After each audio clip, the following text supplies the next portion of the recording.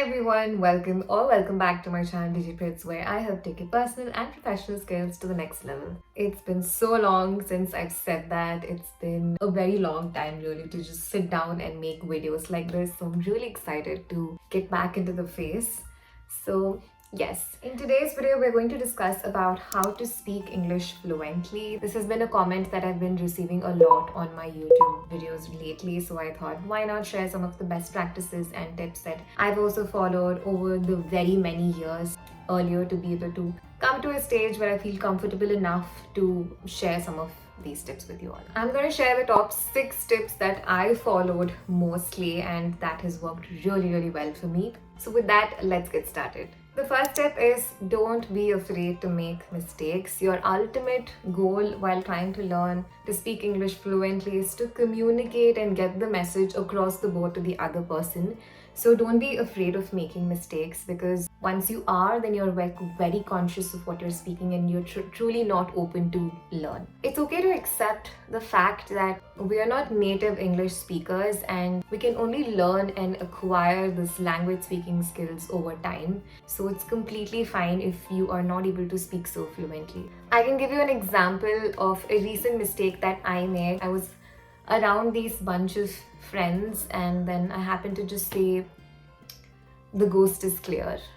And they all looked up to me and I'm like, sorry, like, what were you trying to say? And I again repeated very confidently and I said, "The ghost is clear."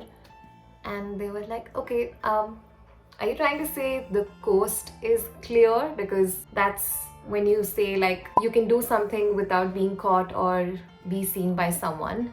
And that's when I realized that, okay, I think I got that completely wrong and I've been saying it out loud very many times before this. So it was a learning chapter for me, but it was also a very big laughing riot for us.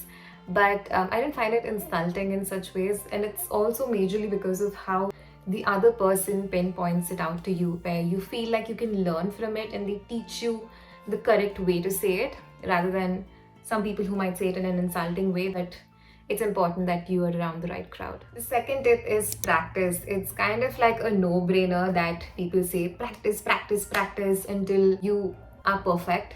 So find like another speaking partner that you can converse in English with every single day.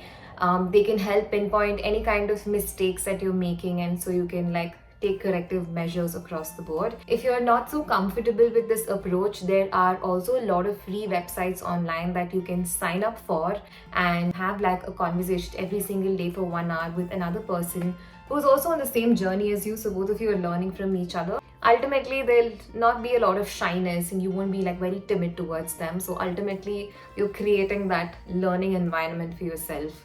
So definitely practice and set aside time every single day for this. The third tip is listen ardently.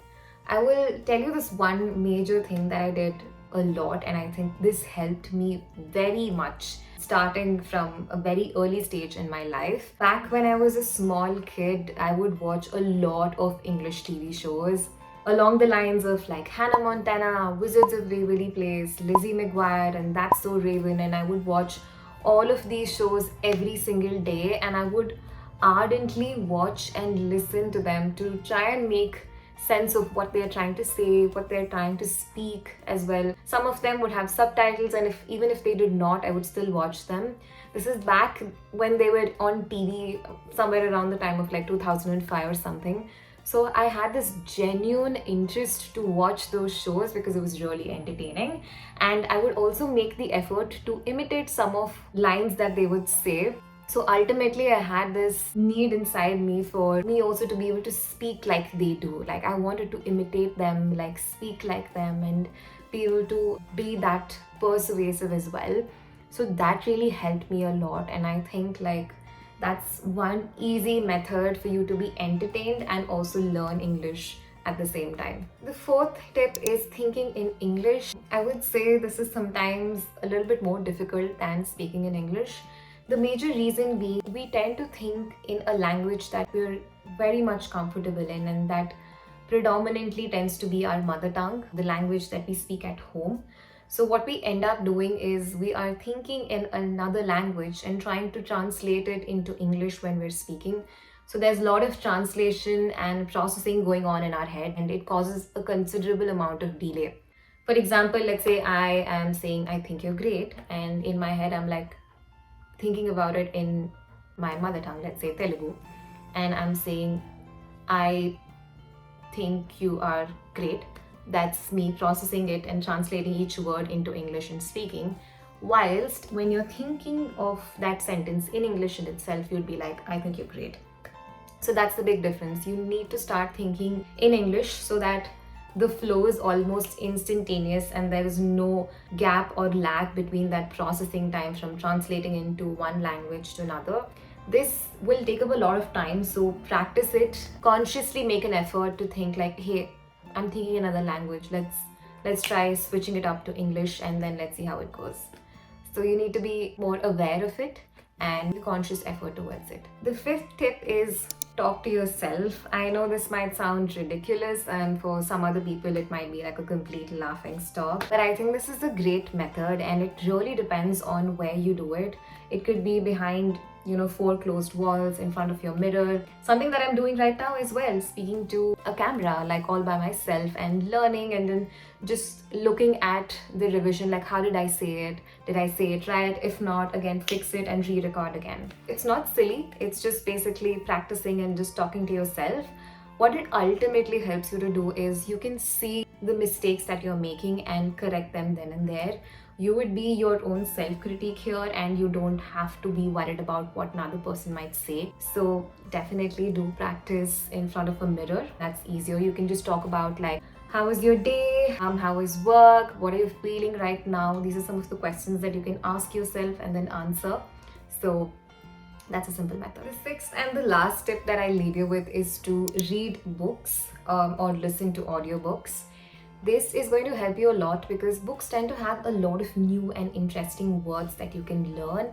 You'll definitely feel like looking it up, searching and understanding the meaning of it and using it in real life. So that's one thing. And actually Google search has like this amazing feature wherein, let's say you're looking up and searching the meaning of a particular word and it comes up on Google search, and you will find a bell icon at the right hand top side of that dialog box. I leave it on the screen as well so you understand.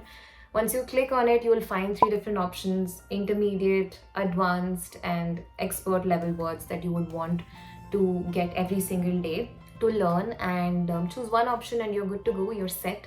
You will get to learn interesting and new words every single day.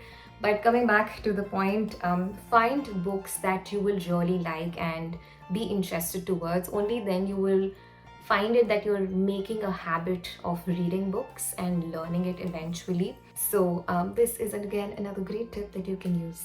With that, we come to the end of this video. I hope all of this information helps, and this is a response to all of those comments and lovely comments who said, I love the way you speak. Thank you so much. It means a lot to me because I've also learned and I continuously try and learn. I make mistakes as well, a lot of mistakes, but eventually we're all like, nobody's perfect and we'll all end up learning a lot of new things. With that, let me know in the comment section down below if there's anything specific that you'd want to learn from me. I'm happy to share more details with respect to that. I hope you have a great and wonderful day ahead. Thank you so much. Take care and see you next time. Today we're going to talk about how to get. This has been a comment that's been flowing down in my YouTube videos. This has been a comment that I've been receiving a lot of times on my